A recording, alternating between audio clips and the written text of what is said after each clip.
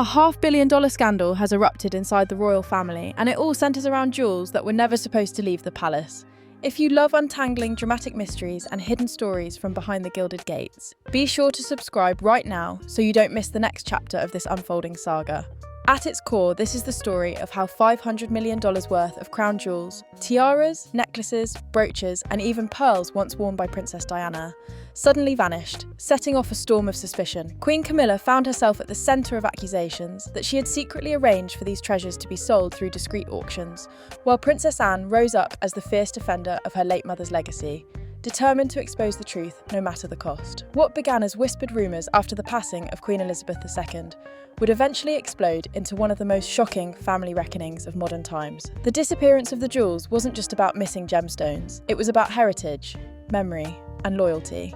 Each piece carried with it the weight of history, stories of state occasions, personal milestones, and the silent presence of a monarch who had reigned longer than any other. When whispers began to circulate that priceless items, like a $15 million diamond tiara, and Diana's beloved pearls were nowhere to be found, alarm bells rang behind palace walls. The public might have seen only silence and poise, but behind closed doors, a quiet panic began to ripple through the family. How could such treasures vanish without explanation? Who had access? And more importantly, who had motive? Very quickly, fingers pointed toward Camilla. Allegations began to surface that some of Elizabeth's most prized possessions had been discreetly funneled into private auctions, listed under false ownership so that no one could trace the trail back to the palace. Reports whispered of brokers handling rare pieces, collectors bidding quietly behind screens, and sums of money changing hands in absolute secrecy. To the outside world, these auctions looked like business as usual. To those paying attention, the descriptions of the jewels matched almost perfectly with those missing from the royal collection. The accusations were shocking, but without solid proof, they remained nothing more than whispers in the shadows. That is where Princess Anne entered the picture. Known for her iron discipline and unwavering loyalty to her family, Anne refused to stand by while her mother's legacy was quietly dismantled piece by piece. Determined and meticulous, she gathered a small circle of trusted allies, including confidants from within the household and former royal protection officers who knew the inner workings of palace security. While others dismissed the rumours or hesitated to confront the implications, Anne moved in silence, cataloguing discrepancies, asking pointed questions, and looking for the thread that could unravel the entire mystery. What Anne would eventually uncover would shake the family to its core, but the seeds of her investigation were planted in this very moment. The uneasy silence after Elizabeth's death, the vanishing heirlooms, and the growing suspicion that someone close to the crown was exploiting it for personal gain. This is only the opening chapter of a story, filled with confrontation, denial, revelations, and a shocking final reckoning. Before we move deeper into the tangled web of lies and evidence, take a moment to subscribe so you can follow along as every explosive detail of this royal scandal comes to light. As Anne's quiet investigation unfolded, what began as whispers turned into a detailed and damning trail. Staff members who had once kept silent began to share what they had seen. Strange deliveries arriving at odd hours, boxes discreetly carried out of secure areas, and couriers who didn't appear on any official logs. Suspicious entries in delivery records began to stand out, with vague descriptions masking what appeared to be high-value shipments. It wasn't just paperwork either. Photographs surfaced, showing pieces identical to Elizabeth's heirlooms appearing in private collections abroad. To those who knew the jewels intimately, the matches were undeniable. Anne pressed further, gathering auction records that linked the sales to anonymous consignors. But anonymity wasn't enough to disguise the patterns. The dates, the timing, the descriptions, it all pointed back to the same origin. Piece by piece, Anne built her case. What she had in her hands was no longer rumour, but a growing mountain of evidence. And at the heart of that evidence was one chilling detail. Records tying these jewels to a private vault, not at the palace, but at Mill House, Camilla's long-time personal residence. The notion that the jewels might have been hidden away there sent shockwaves through Anne's inner circle. Mill House was no ordinary home. It was a retreat where Camilla had lived her private life away from the crown. For the treasures of Elizabeth's reign to end up there suggested not only secrecy, but intent. It was one thing for heirlooms to be misplaced during a chaotic transition. It was another for them to be deliberately removed and stored under lock and key. The tension came to a head when Anne decided she could no longer keep her findings behind closed doors. She compiled everything she had: testimonies, delivery logs, photographs, auction records, into a thick dossier. With it in hand, she arranged a private confrontation with Camilla at Clarence House. Anne did not come as a diplomat, nor as a sister-in-law, but as the daughter of Elizabeth II, armed with her mother's legacy and the weight of undeniable proof. The meeting was described by insiders as icy, tense, and unrelenting. Anne laid the evidence before Camilla and demanded that the jewels be returned immediately. There would be no more whispers, no more quiet exchanges. If Camilla refused, Anne threatened to go public, exposing everything to the world. For the first time, the allegations had shifted from rumour to direct confrontation, and the stakes could not have been higher. But Camilla was not about to concede so easily. She denied everything, insisting the accusations were baseless, and turned to her strongest defence, portraying Anne as unstable, consumed by grief and driven by paranoia. Behind the scenes, Camilla sought Charles's support, knowing that if she could discredit Anne's claims within the family, the public would never hear of them. What Anne didn't realise at that moment was that an even more powerful piece of evidence still waited to be uncovered, something that would tilt the balance of power completely in her favour.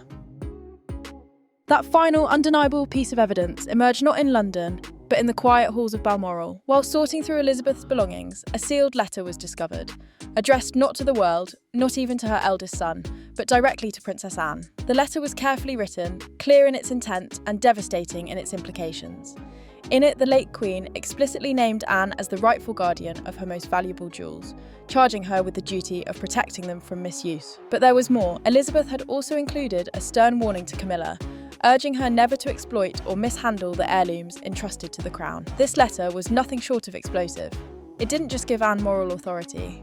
It gave her her mother's written blessing and command. It meant Elizabeth had foreseen potential conflict, and left behind words meant to guide the family long after she was gone. For Anne, the letter wasn't just a revelation. It was the final key to unlocking the truth. The jewels were never meant to be quietly absorbed or redistributed. They were to be safeguarded, and Anne had been chosen as the protector. Once news of the letter surfaced, the controlled narrative Camilla had tried to maintain began to collapse. Whispers that had been confined to palace corridors spilled into the press. Headlines blazed with questions about missing tiaras, diamond chokers, and brooches that had mysteriously resurfaced in auctions. The public, already fascinated by the jewels' history, was outraged at the thought that such treasures could be spirited away behind closed doors. And then came the unexpected intervention that made the scandal even more impossible to contain: Prince Harry. From abroad, he released a set of his mother Diana's letters, private notes in which she confided her fears that certain possessions, including her pearls, might one day be hidden or withheld. These revelations, paired with Anne's discoveries, painted a damning picture. The pearls, which had carried so much emotional weight as a memory of Diana, were now directly tied to Camilla through testimony and vault records. What had once been dismissed as family squabbles had grown into a matter of global fascination and outrage. Camilla tried to push back, leaning harder into her narrative that Anne was unstable and driven by obsession. She reminded those closest to her that grief could twist even the most rational mind, and she sought Charles's unwavering support. But the evidence was stacking too high, and the voices calling for accountability were too loud to ignore. The discovery of Elizabeth's letter, combined with Diana's words and the mounting documentation, made it impossible to dismiss Anne's case as fantasy. For the monarchy, this was no longer an internal dispute.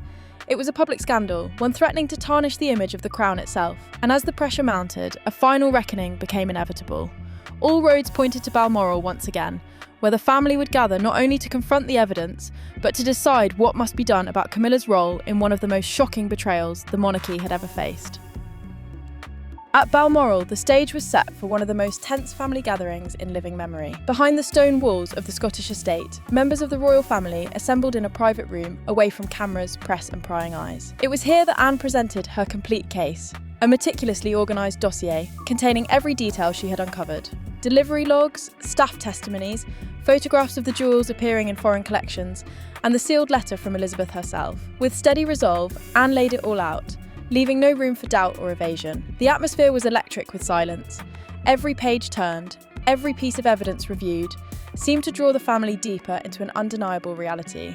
The jewels were missing, and the trail led straight to Camilla. Those present described the moment as one of icy confrontation, where even Charles could not deflect the mounting weight of proof. The Queen's own words in her letter reverberated louder than any denial Camilla could muster, for they had been written with foresight, clarity and authority that no one could dismiss. Anne's voice carried the weight of not only her own conviction, but also her mother's final wishes.